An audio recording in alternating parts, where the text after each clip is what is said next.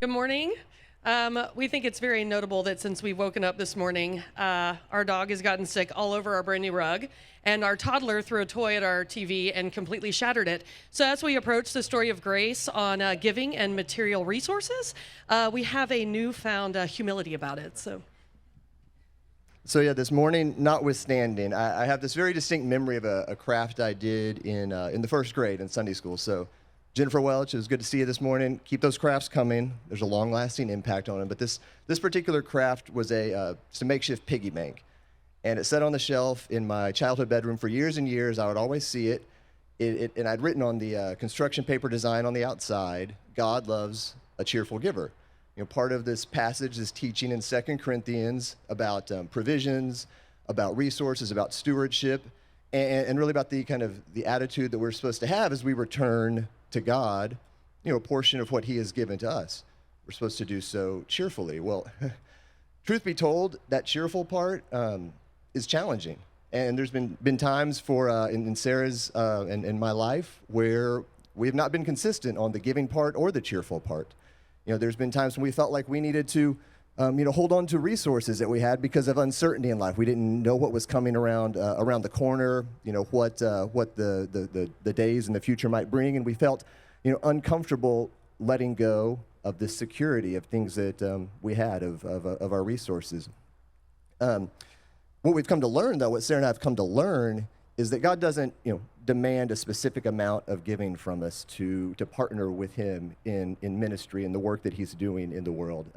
And fortunately, through the act of giving, God mercifully works in our heart, and he works on that cheerfulness component of it. And interestingly enough, at times in our lives when we have felt the most constrained and the most uncomfortable about giving, these gifts have led to really sweet times of seeing God work in the world. So before moving to Houston, Bryant and I lived in New York City. And just to give you a snapshot of our financial situation in 2009, Bryant was in his third year of law school. I was singing with this opera company for free at night, and then I was waiting tables at a steakhouse for lunch and on my off nights, and I was also pregnant with our first kiddo. So it was awesome. And but it was during this time that our church, Redeemer Presbyterian, was doing a capital campaign, part of which would go to a program called Redeemer City to City. And that's a ministry that would help plant churches all around the world.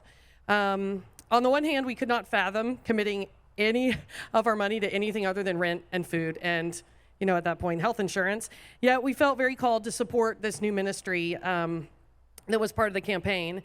So we prayerfully decided to commit. It felt like an absolutely enormous amount of money to us, but it was a very small amount in the overall campaign. But we gave knowing that we would not be able to be part of the ministry. We already knew we were moving back to Houston, so we knew this was, going there and that would be it. But we fast forward to 2015 when we were called to be part of a new church plant. It's called City Church.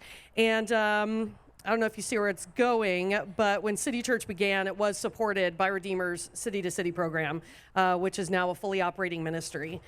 So we consider it such a gift that we were able to see the Lord and how he multiplied our small contribution, also have it circle back and cross paths with us 6 years later. But I think giving blindly is specifically challenging, but when Bryant and we have seen the power of what God can do when we open our hearts to him. Thank you, guys.